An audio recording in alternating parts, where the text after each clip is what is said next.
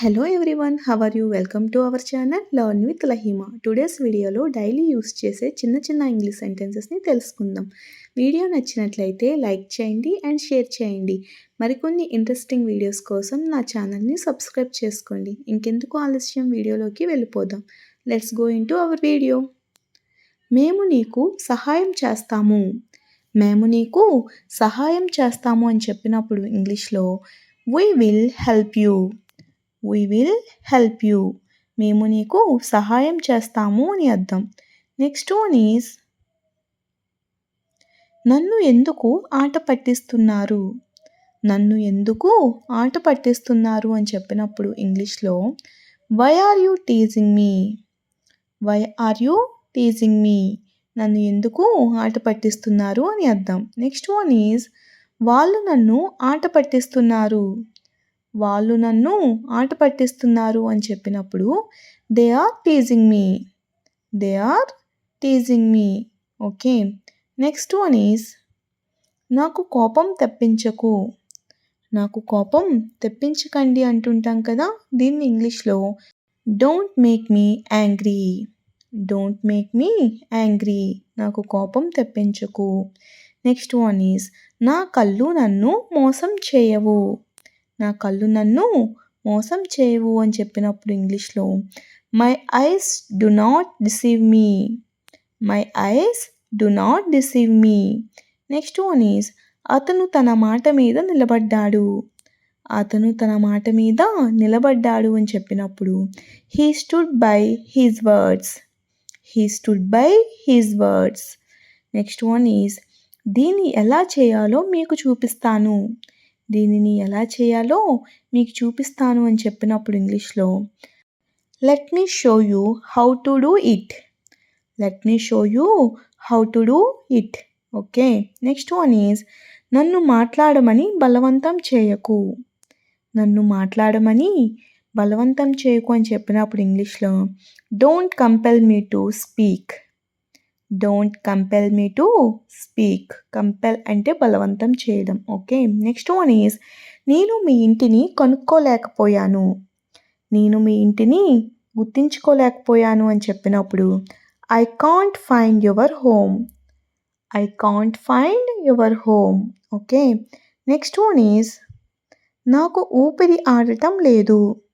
నాకు ఊపిరి ఆడటం లేదు అని చెప్పినప్పుడు I am running out of breath. I am running out of breath.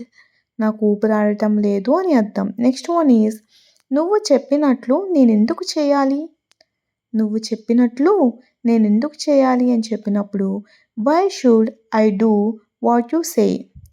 Why should I do what you say. నువ్వు చెప్పినట్లు నేను ఎందుకు చేయాలి. ఏమైంది నీకు. ఏమైంది నీకు అని అడుగుతుంటాం కదా, దీన్ని ఇంగ్లీష్లో what happen to you. What happen to you. ఏమైంది నీకు అని అర్థం. నెక్స్ట్ వన్ ఈజ్ ఎక్కడికి వెళ్ళావు. నువ్వు ఎక్కడికి వెళ్ళావు అని అడుగుతుంటాం కదా, దీన్ని ఇంగ్లీష్లో where did you go. Where did you go. నువ్వు ఎక్కడికి వెళ్ళావు అని అర్థం. నెక్స్ట్ వన్ ఈజ్ అతనికి ఇవ్వు. అతనికి ఇవ్వు అంటుంటాం కదా, దీన్ని ఇంగ్లీష్లో గివ్ హిమ్. Give him. అతనికి ఇవ్వు అని అర్థం. నెక్స్ట్ వన్ ఈజ్ మనసు పెట్టి నేర్చుకో. మనసు పెట్టి నేర్చుకో అని చెప్పినప్పుడు learn by heart. Learn by heart. Next one is దయచేసి నా మాట విను. దయచేసి నా మాట విను అని చెప్పినప్పుడు ఇంగ్లీష్లో please listen to me. Please listen to me. దయచేసి నా మాట వినండి. ఓకే. నెక్స్ట్ వన్ ఈజ్ నేను వెళ్ళిన తర్వాత అతను ఏమైనా అన్నాడా. నేను వెళ్ళిన తర్వాత అతను ఏమైనా అన్నాడా అంటుంటాం కదా, దీన్ని ఇంగ్లీష్లో did he say anything after I left. Did he say anything after I left. నువ్వు దేని గురించి మాట్లాడుతున్నావు. నువ్వు దేని గురించి మాట్లాడుతున్నావు అని అడుగుతుంటాం కదా, దీన్ని ఇంగ్లీష్లో what are you talking about. What are you talking about. నువ్వు దేని గురించి మాట్లాడుతున్నావని అర్థం. నెక్స్ట్ వన్ ఈజ్ నీకెవ్వరూ సాటి లేరు. నీకెవ్వరూ సాటి లేరు అని చెప్తుంటాం కదా! దీన్ని ఇంగ్లీష్‌లో you have no match. You have no match. Okay. Next one is ఆ విషయం గురించి ఆలోచించకు. ఆ విషయం గురించి నువ్వు ఆలోచించకు అంటుంటాం కదా! దీన్ని ఇంగ్లీష్‌లో don't think about that matter. Don't think about that matter. Okay. ఆ విషయం గురించి ఆలోచించకు అని అర్థం. అన్నీ నీకే తెలుసన్నట్లు ప్రవర్తించకు. అన్నీ నీకే తెలుసు అన్నట్లు ప్రవర్తించకు చెప్పినప్పుడు don't act as if you are only one who knows everything. Don't act as if you are only one who knows everything.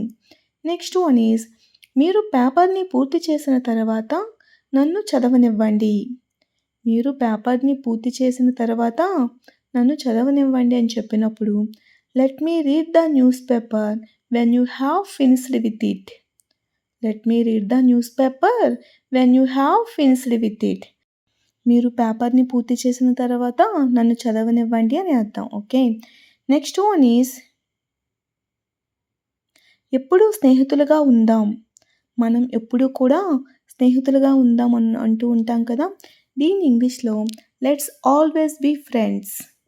Let's always be friends. మనం ఎప్పుడూ స్నేహితులుగా ఉందాం అని అర్థం. నెక్స్ట్ వన్ ఈజ్ గురువు గారిని అడుగుదాం. టీచర్ని అడుగుదాం అంటుంటాం కదా! దీన్ని ఇంగ్లీష్‌లో let's ask the teacher. Let's ask the teacher. టీచర్ని అడుగుదాం. ఓకే. నెక్స్ట్ వన్ ఈజ్ బయటకు వెళ్ళి తిందాం. బయటకి వెళ్ళి తిందాం అని చెప్పినప్పుడు ఇంగ్లీష్‌లో let's go out and eat. Let's go out and eat. బయటికి వెళ్ళి తిందాం అని అర్థం. ఓకే.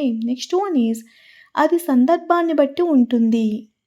అది సందర్భాన్ని బట్టి ఉంటుంది అని చెప్తుంటాం కదా! దీన్ని ఇంగ్లీష్‌లో it depends on the context. It depends on the context. Context అంటే సందర్భం అని అర్థం. ఓకే. నెక్స్ట్ వన్ ఈజ్ అది నాకు ఆశ్చర్యం కలిగించదు. అది నాకు ఆశ్చర్యం కలిగించదు అని చెప్పినప్పుడు it doesn't surprise me. It doesn't surprise me. Okay. అది నాకు ఆశ్చర్యం కలిగించదు అని అర్థం. ఇది ఒక పెద్ద కథ. ఇది ఒక పెద్ద కథ అంటుంటాం కదా! దీన్ని ఇంగ్లీష్‌లో it is a long story. It is a long story. Okay. ఇది ఒక పెద్ద కథ అని అర్థం. నెక్స్ట్ వన్ ఈజ్ ఇప్పుడు ఎక్కడికి వెళ్లారు. ఇప్పుడు ఎక్కడికి వెళ్లారు అని అడుగుతుంటాం కదా! దీన్ని ఇంగ్లీష్‌లో where did you go now. Where did you go now. Okay. ఇప్పుడు ఎక్కడికి వెళ్లారు అని అర్థం. నెక్స్ట్ వన్ ఈజ్ నువ్వు ఇప్పుడు ఏం చేస్తున్నావు. నువ్వు ఇప్పుడు ఏం చేస్తున్నావు అని అడిగినప్పుడు what are you doing now. What are you doing now. నువ్వు ఇప్పుడు ఏం చేస్తున్నావు అని అర్థం. Thanks for watching. If you like this video, please do like, share and subscribe guys. Thank you.